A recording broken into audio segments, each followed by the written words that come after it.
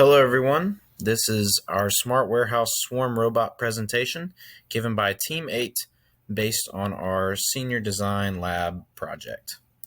Our objective was to analyze Amazon's Smart Warehouse robot design and implement it in a smaller scale warehouse for distribution purposes. To do this, we would use computer vision, multiprocessing, and pathfinding, all of which are discussed later in the presentation and how they were implemented in our final design. Warehouse efficiency is in need of constant improvement, especially as the demand of goods continues to increase. A lot of this stems from the increased use of online shopping. Amazon, which is a big player in online shopping, has dominated the competition, especially with their warehousing system, which is led by their automated robot design.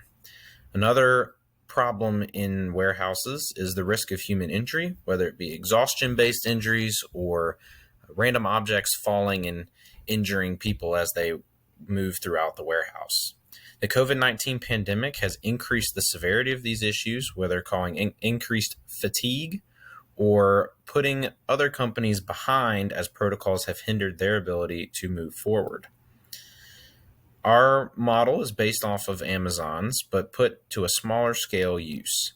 The robots move throughout the warehouse with shelving units that hold various items. When an item is requested, the robot designated with that item will bring it to the drop-off point. And similar to Amazon, multiple items can be called, and if needed, multiple robots will bring the items, but this will only occur if the two items called are held by different robots. Our warehouse is modeled by this 1 square meter enclosure with a camera mounted directly over the center of the warehouse. We implemented a white foam floor as to negate the interference with our tracking system. We didn't use foam because of the friction it provides, but we had to balance that with making sure it did not interfere with the ball bearing, which is acting as our third wheel for each of our robots. Natural surrounding light in the lab was adequate for our tracking, so we did not need to add any extra light sources for our project. So here we have our block diagram that describes the separation of the components in our system. At the top, we have our GUI, or user interface, that allows the user to select which item in the inventory it would like to request from the warehouse, as well as we have our enclosure and our camera, which contain the balance and the visual monitoring of our warehouse system and the robots that are inside it. In the middle, we have our laptop, which is our central device and central computing that will take the inputs from the above components and conduct the OpenCV object tracking to track where our objects and our robots are, as well as pathfinding to send and determine which directions need to be sent to the robots. Below that, we have our execution of the decided path by sending wireless communication commands to each of our individual robots and letting them know where they need to move and stop and turn and so on and so forth. Next, we have our robots, and so as you can see on the right hand side, we have our 3 robots that are pictured here, as well as our enclosure. Our robots are designed with a chassis with 2 wheels on the back, as well as a ball bearing on the other side that allow it to move freely throughout the space. There's a Raspberry Pi Zero mounted atop the chassis that is powered by a battery pack that is also on the chassis. These Raspberry Pi Zeros conduct all of the computing that is needed to move and coordinate the movements of the robot, and it has Bluetooth and Wi-Fi connectivity to receive the commands from that central laptop.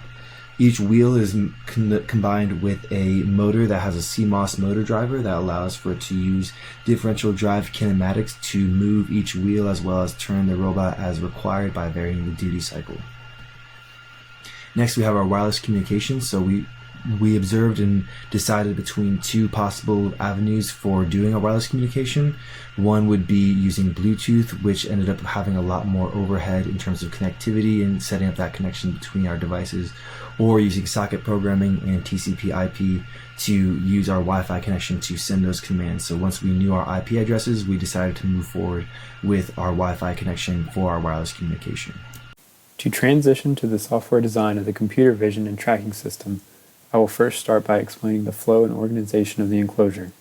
This diagram shows the general idea of the layout of the enclosure that we constructed and the general flow and movements of the robots. Robots will have a specific parking location and when called upon, will leave parking and move in a counterclockwise motion as they approach the queue and pick station.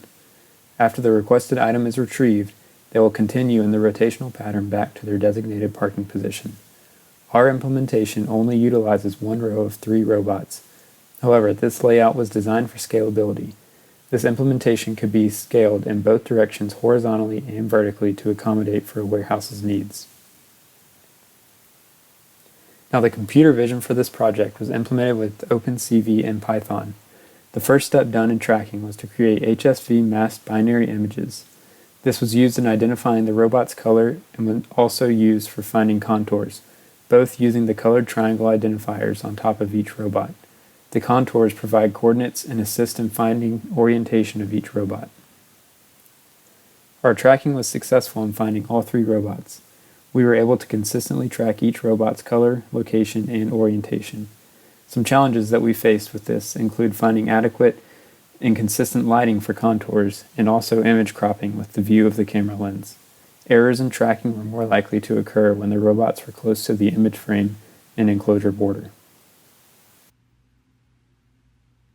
So as you can see on the left, we have a flowchart for the order of operations of the software.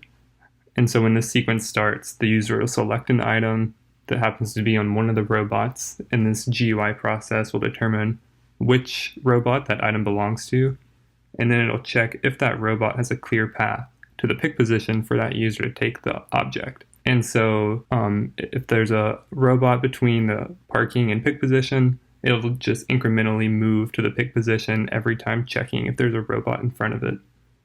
And so then once it gets to the pick position, the user will pick their item off the robot, and then the robot will return back to parking. So the behind-the-scene backbone of all this communication is the idea of multiprocessing. And multiprocessing allows us to have simultaneous functions to take place. And in our case, we have a tracking process, which has the computer vision, a GUI process for the item selection, and a process for each robot communication. And each process will output their own data to a multiprocessing queue, which holds all the robot data and the GUI request. So in this case, we'll have the robots moving at the same time a user can interact with the GUI, and there's no delay of waiting for a robot to move before a user can input something to the GUI. And so here's a visual representation of what the virtual queue might look like for multiprocessing. And so as you can see, the GUI process puts a robot request into the queue, and then the tracking process will take that data out into the tracking process and figure out what robot you're wanting to find the location for. And then once the tracking process finds that robot, it'll put all that robot data back into the queue for a robot process to understand.